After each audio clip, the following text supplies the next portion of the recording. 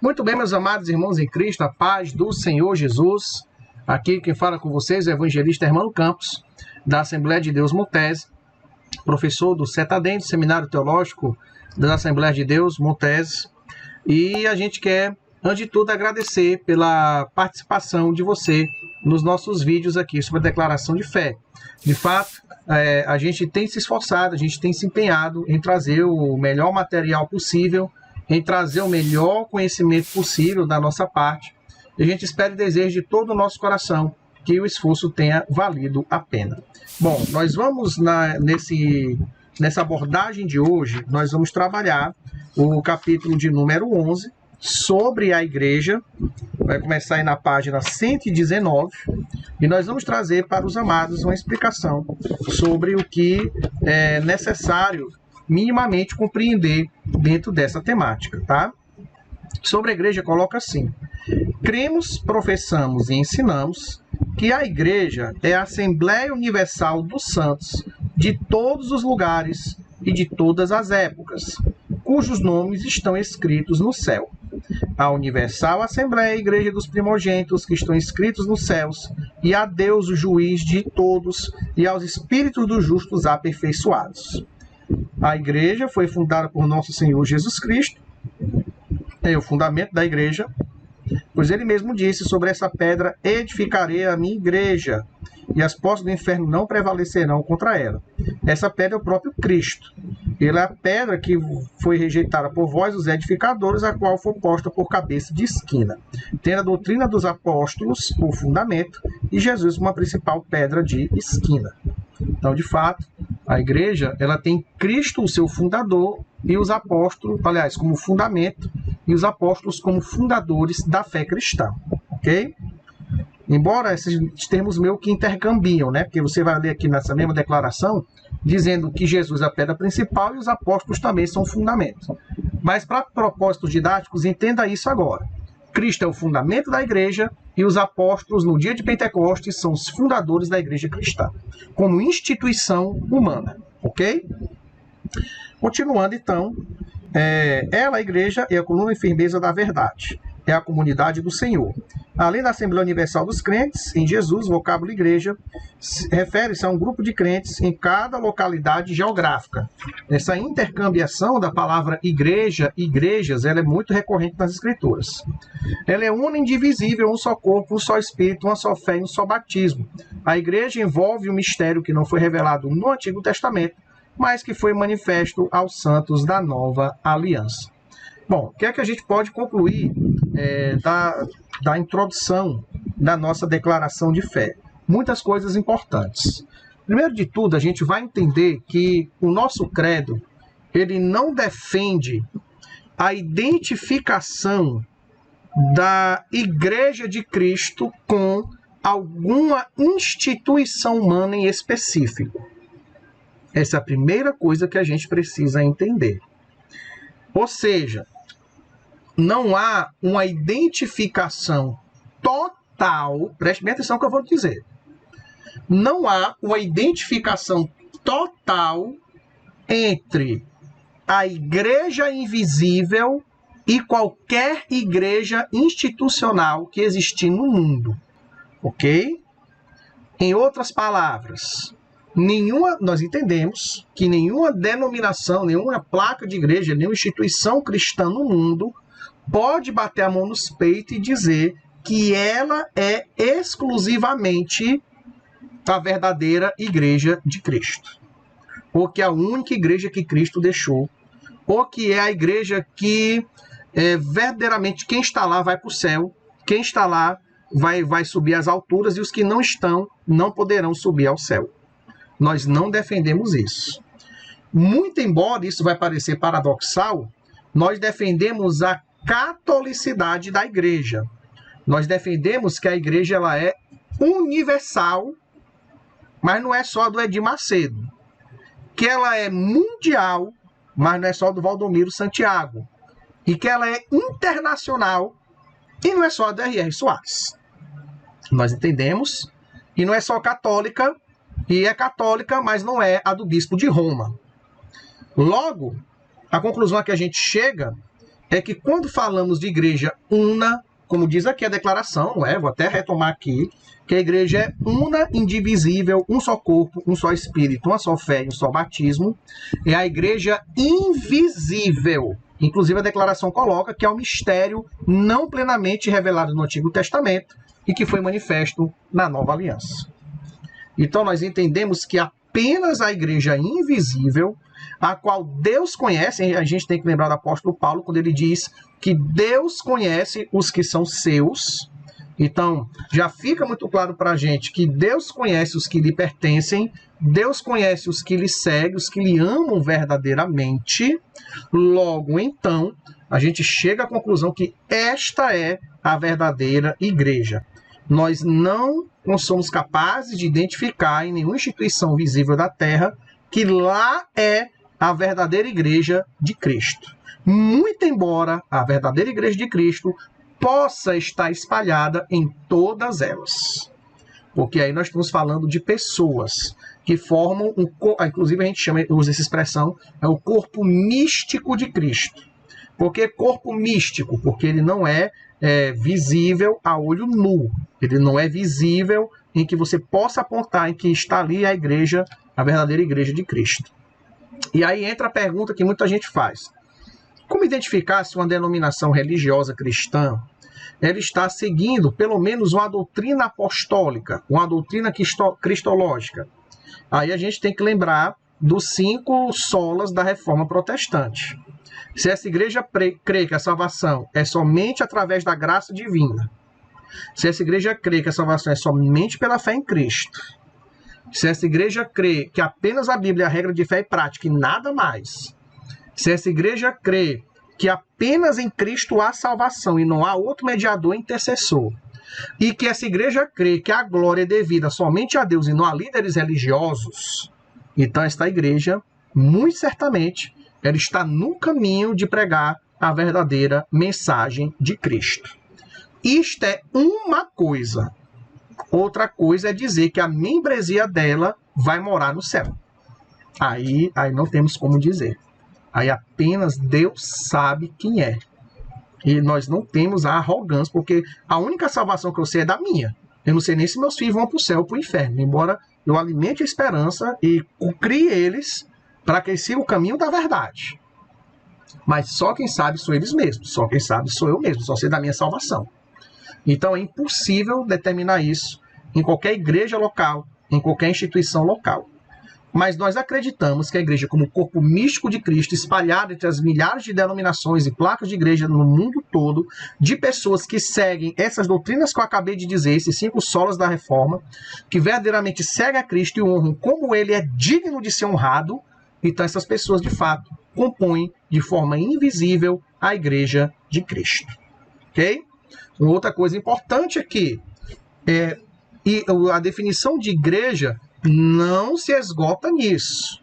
Pelo contrário, existe também a definição de igreja como igreja local. Existe a definição de igreja como as comunidades cristãs espalhadas.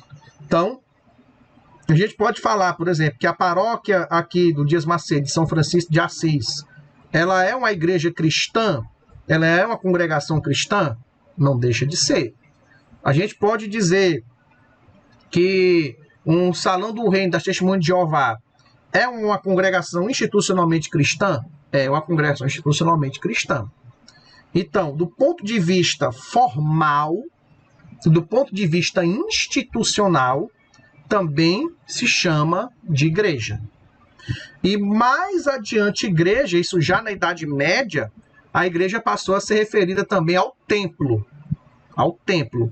O local de reunião dos cristãos também passou a receber o nome de igreja.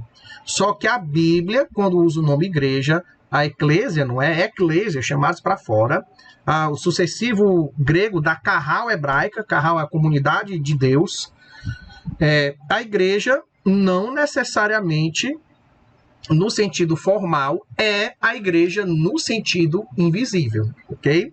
Então, uma coisa não necessariamente é outra. Pelo contrário, esses eleitos de Deus estão espalhados aí por toda a terra, os que seguem o verdadeiro evangelho de Cristo na visão que nós acabamos de ensinar. Ok? Bom, uma outra coisa importante é que todas as igrejas, no ponto de vista, na perspectiva de denominações, elas são, em algum grau, afetadas pelo pecado, pela corrupção e ou pela heresia. Não se engane.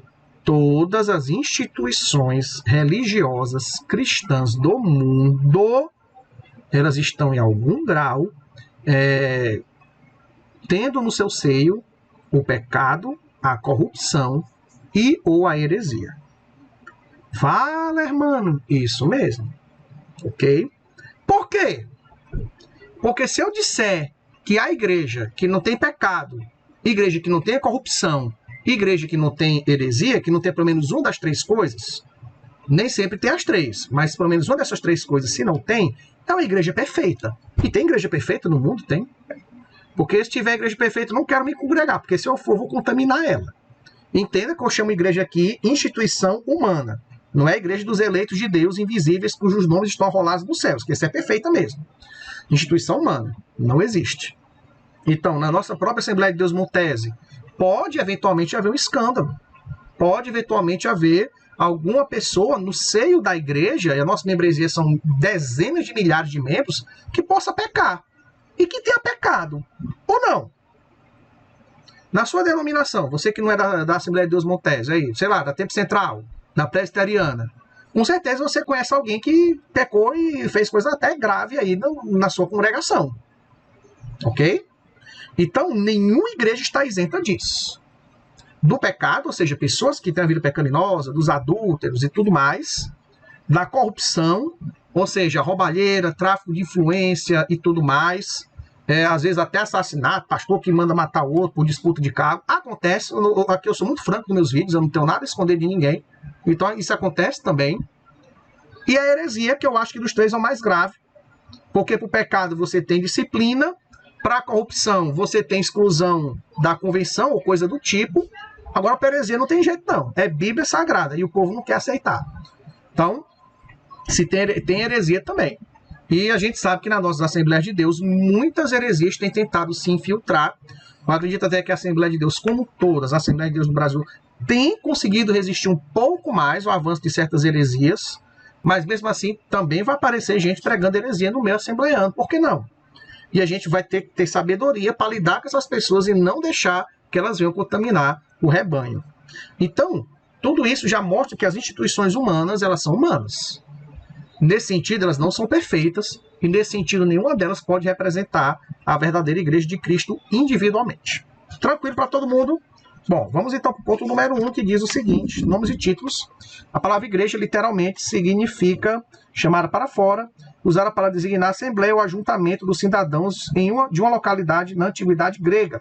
A eclésia era usada em Atenas, né? O pessoal fala muito da democracia ateniense, em que os atenienses eles tinham uma democracia direta, qualquer um podia eleger ou ser eleito. O pessoal da Bulé eram cerca de 500 pessoas que participavam, então era democracia direta. Quando havia a reunião da Bulé, na antiga Atenas, aquela reunião era chamada de eclésia, ou seja, aqueles que são chamados para fora dos seus lares, que são chamados para fora das suas ocupações para participar da vida política da cidade. É uma coisa muito engraçada. O nome eclésia tem uma essência democrática nesse sentido. Não que eu defenda que a igreja deva ser democrática, ok? Eu defendo que a igreja deva ser santa. Democrática, eu acredito que não necessariamente. Mas a igreja pode, obviamente, na figura da sua liderança, procurar ouvir os seus liderados e procurar liderar com eles com aquilo que for bom, haver uma cooperação entre eles, né? Mas a gente tem que lembrar que a Assembleia de Deus é episcopal, ela não segue o modelo presbiteriano, exceto em alguns níveis de convenção, que você vai ter um certo presbitério, um certo colegiado de ministros que vão votar determinadas coisas, mas a nível local a coisa é eclesial mesmo, não é? E também não somos congregacionais. Então a gente não submete decisões da igreja ao plenário dos membros da congregação. Respeitamos esses temas, eu particularmente tenho uma certa admiração por eles, mas a nossa instituição não segue, ok? Mas eclésia tem de fato essa essência aí bem interessante. Temos a morte desse conceito no Novo Testamento. A igreja é um grupo de pessoas chamadas por Jesus Cristo para fora do mundo, aí já a espiritualização do conceito, né?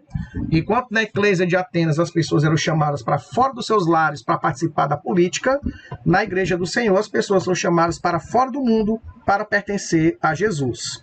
E conforme a Bíblia Sagrada, Cristo é a cabeça da igreja.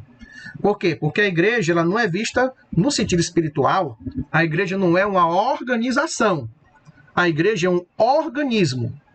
E no organismo as partes são interdependentes, elas cooperam umas com as outras, elas apoiam umas às outras, elas ajudam umas às outras para o benefício geral do povo. Então, nisso daí você tem de fato o que a gente chamaria de igreja, o que a gente chamaria de Cristo como cabeça da igreja, ok? Então, ele é a cabeça e a igreja é o corpo dessa cabeça. Tranquilo?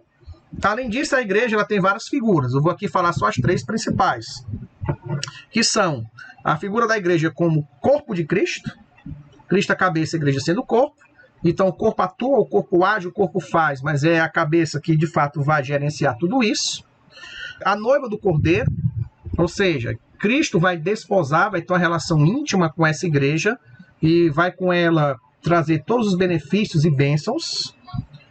E você tem também a igreja como o edifício de Deus espiritual, em que Deus está nos colocando como pedras desse edifício espiritual, da qual o próprio Senhor Jesus é a principal pedra de esquina. Ok? Então, essas são as comparações. E os membros da igreja? Quem faz parte da membresia da igreja? A igreja é formada no sentido invisível, tá? Por todos aqueles que Deus chamou para fora do mundo, tendo sido esses resgatados da vã maneira de viver por intermédio do precioso sangue de Cristo. A igreja, a verdadeira igreja, é constituída por todos os fiéis remidos de todas as eras, de todos os lugares, formando o corpo místico de Cristo, movido pelo Espírito Santo, e cada crente salvo é membro desse corpo. Foi o que nós já falamos, não é? Claro, no sentido institucional, os membros da igreja são as pessoas que estão arroladas no rol de membros. São as pessoas batizadas, né? Pelo menos na maior parte das igrejas cristãs evangélicas, a pessoa, eu acho que também fora, os ortodoxos, os católicos romanos também, só é membro da igreja quem é efetivamente batizado. A única diferença é que o batismo nas igrejas cristãs evangélicas, elas propiciam, elas oportunizam a participação na ceia do Senhor. Ao passo que no catolicismo romano, eu não sei como é nas igrejas ortodoxas e nas outras igrejas cristãs, mas pelo menos na igreja católica romana, o batismo ainda não oportuniza a Santa Ceia. Por quê? Porque entende-se que a criança, embora tenha um mancha do pecado original e vai ser batizada, nós vamos ter o próximo vídeo sobre batismo, inclusive, fique atento para isso, mas ela ainda não tem maturidade para entender o que é o corpo de Cristo.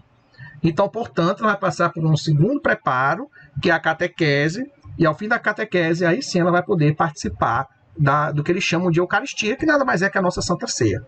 Ok? Então, essa é uma diferença significativa no que tange a participação nas ordenanças de Cristo, muito embora a Igreja Cristã Católica Romana ela acredite que são sacramentos.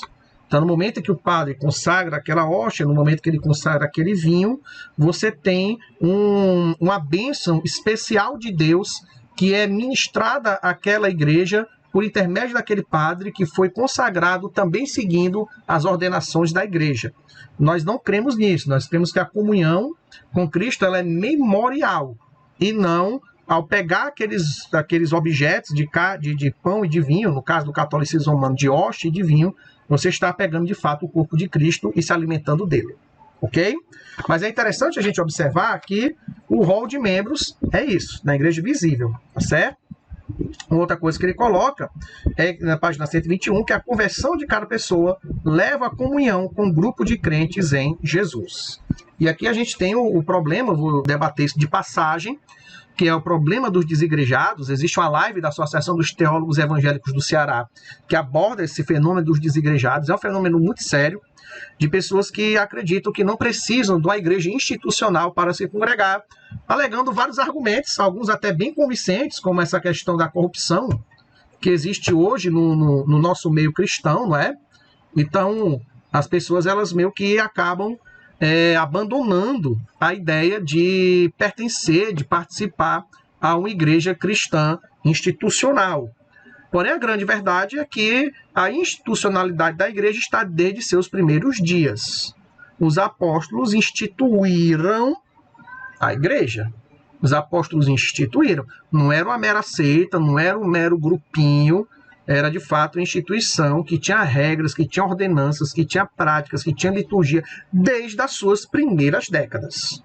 Então, assim, eu não vou nem elencar os outros argumentos, porque a gente já tem os bons autores aí que abordam esse fenômeno dos desigrejados. Mas é um argumento histórico muito forte contra isso. Eu não posso simplesmente me reunir com os meus amigos e acreditar que com isso eu não preciso de uma igreja institucional. É um erro gravíssimo. Agora, eventualmente, eu posso participar, sei lá, da Igreja Batista Central, aqui do nosso amado Armando Bispo, e posso, ao mesmo tempo, ter um grupo de amigos de infância, que a gente ora junto, que a gente faz retiro junto. Nada me impede. Ler a Bíblia junto, ir para a beira-mar, tinha uns conhecidos que faziam isso. Eles se reuniam ali na ponte metálica, iam louvar, iam adorar a Deus, distribuíam folheto. Pode, tranquilo, ok? O grande problema dos desigrejados é rejeitar as instituições estabelecidas e considerar que elas não são necessárias. O problema é esse. Não é se reunir com seus amigos e ali estar adorando a Deus, não, ok? Então, embora com todos os problemas, corrupção, pecado, heresia, que pode eventualmente alguma igreja ter, você tem que participar dela. Agora nós entendemos, principalmente o caso da heresia, que é muito grave. Porque o caso da heresia já não é o que se vive, é o que se prega. A gente não vive tudo que o Evangelho ensina, porque se a gente vivesse tudo que o Evangelho ensina, a gente é perfeito. Mas a gente tem que pregar tudo que o Evangelho ensina. Se eu chego a um ponto que eu não consigo nem pregar o que o Evangelho ensina, é melhor aceitar Jesus de novo. Ok? Então, se a igreja prega heresia mesmo, e lembrando, a heresia tem que ser oficial. Se a heresia é de um pregador, de um pastor, de um itinerante, você pode permanecer, porque ali não é a regra da igreja, é alguém que está perturbando a igreja. Mas se a instituição em si, oficialmente, prega coisas que vão contra as doutrinas bíblicas, aí você tem um problema muito grave e não é bom você permanecer nela, ok? Mas, tirando isso, tranquilo, certo? Porque toda igreja vai ter seus probleminhas mesmo, não tem para onde correr, né? A eleição da igreja, página 121, Deus elegeu a igreja desde a eternidade, antes da fundação do mundo, segundo a sua presciência.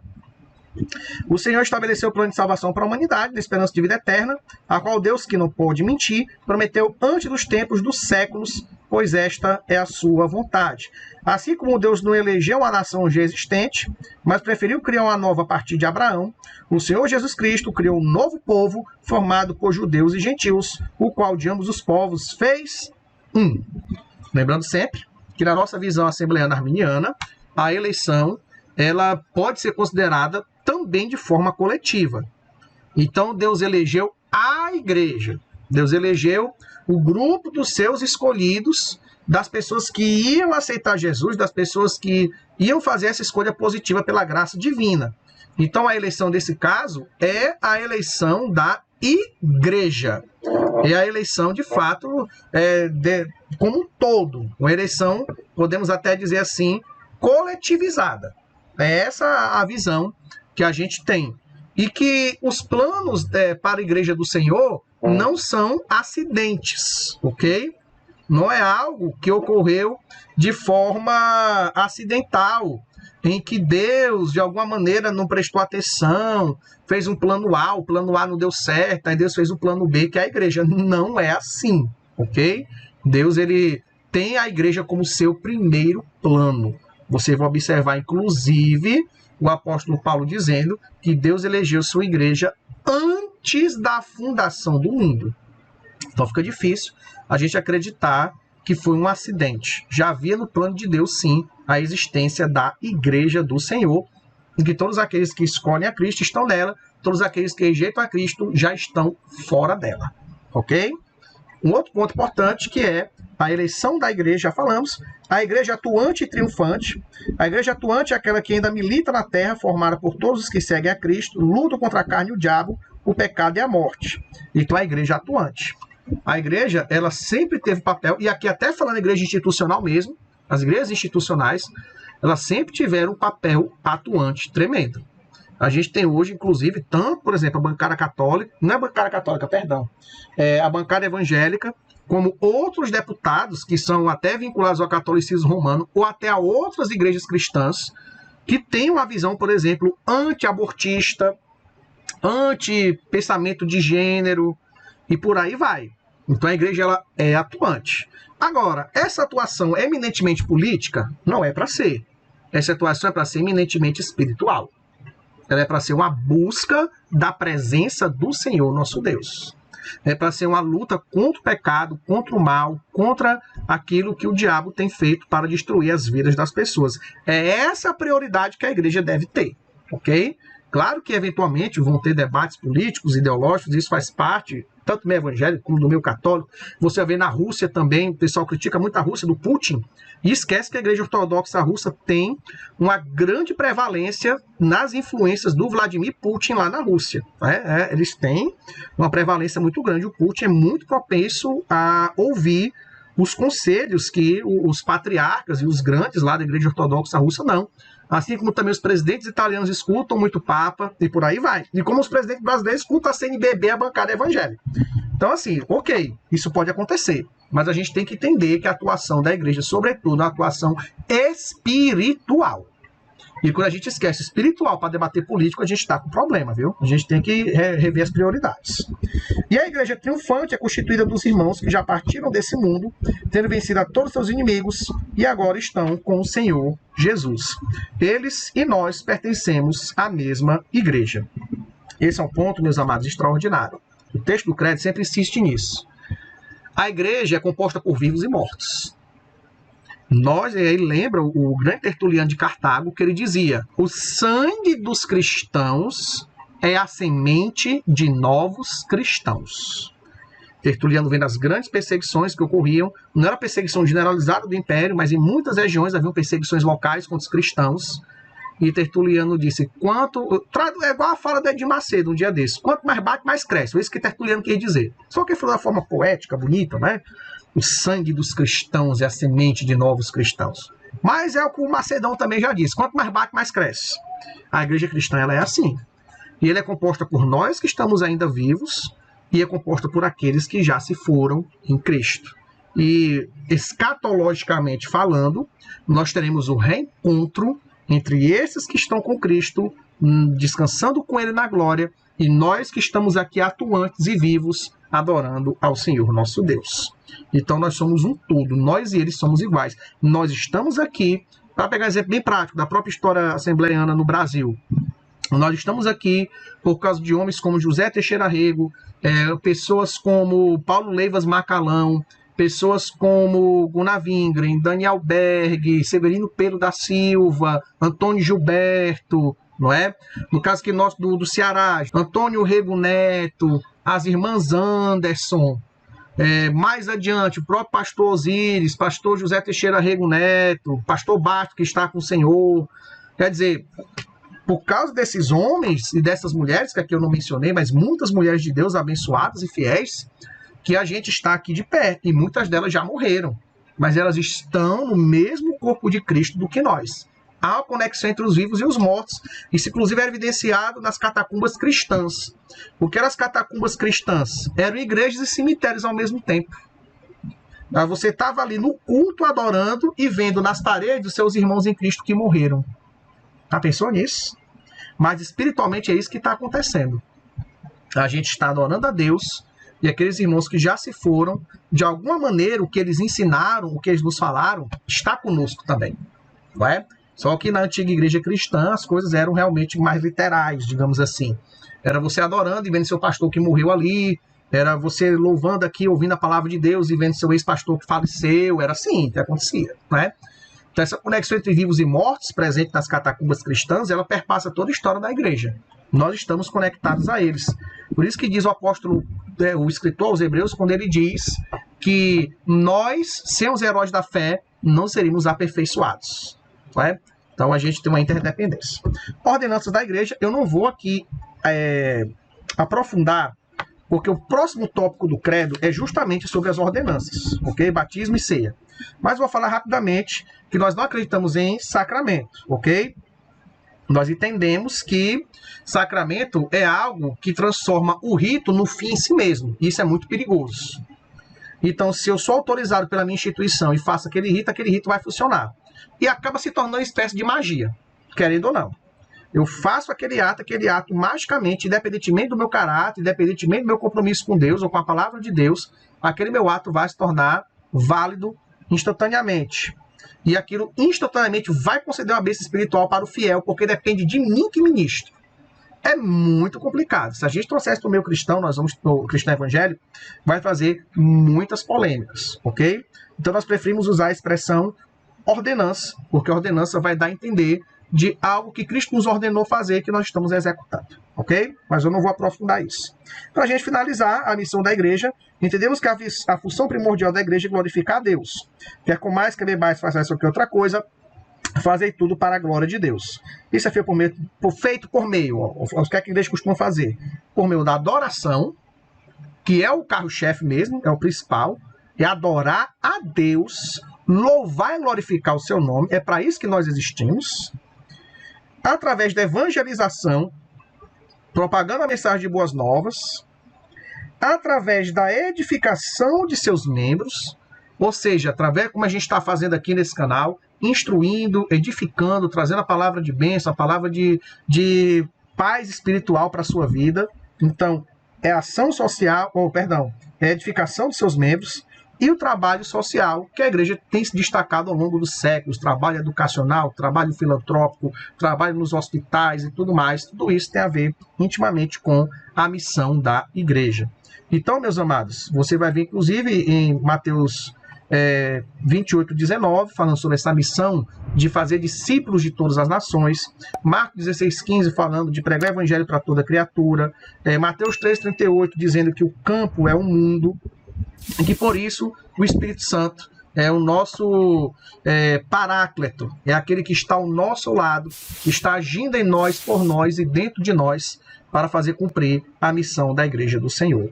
Então, que Deus em Cristo te abençoe, em nome de Jesus. Se você conseguir uma compreensão mínima aí da função da igreja, curta, compartilhe, comente, que você possa aproveitar. De fato, é uma série muito boa para quem é pentecostal, quem faz parte de igrejas pentecostais. É, de fato, um verdadeiro treinamento. Você vai aprendendo, você vai estudando e se edificando. Amém?